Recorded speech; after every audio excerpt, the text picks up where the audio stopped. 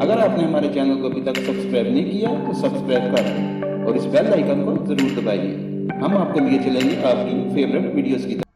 نواز شریف کی گرفتاری کے بعد حکومت کا وجود خطرے میں، جانتے ہیں پیپل پارٹی کے بعد نون لیگ نے کس شخصیت سے رابطے شروع کر دیے ہیں. مزید تفصیل میں آگے جانے سے پہلے real Urdu T V channel کو سبسکرائب کر دیں اور ساتھ میں بیل آئیکن پر ضرور کلک کریں. آصف زرداری اور مسلم لیگ نون نے حکومت گرانے کے لیے پھر افغانہ سے رابطے شروع کر دیے. پیپل پارٹی کے بعد مسلم لیگ نون بھی ہاتھ پاؤں مارنے لگی. تفصیلات کے مطابق مسلم لیگ نون اور پیپل پارٹی پاکستان تحریک انصاف کی حکومت گرانے کے لیے حکومت کے اتحادیوں سے رابطے شروع کر دیے ہیں. اس ضمن میں آصف زرداری بھی پیر افغانہ کو اپنا خاص پیغام پہنچا چکے ہیں، جبکہ مسلم لیگ نون نے بھی پیر افغانہ سے رابطے کرنے کی کوشش شروع کر دی ہے.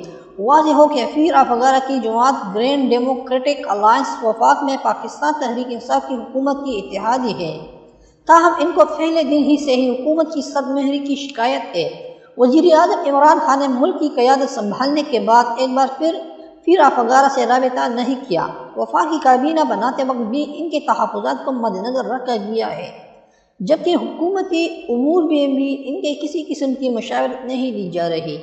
دوسری جانب بی این پی منگل کے سربراہ اختر منگل بھی حکومت سے نالا نظر آتے ہیں اور گزشتہ ہفتے آصف زرداری سے ملاقات کر چکے ہیں. واضح ہو کہ اگر یہ دونوں جماعتیں وفاق میں حکومت سے علیحدگی اختیار کر لیں تو تحریک انصاف کی حکومت کسی بھی وقت ختم ہو سکتی ہے، کیونکہ پاکستان تحریک انصاف کے پاس اتنی اکثریت نہیں ہے کہ وہ اپنے اتحادیوں کو ناراض کر کے حکومت قائم کر سکیں.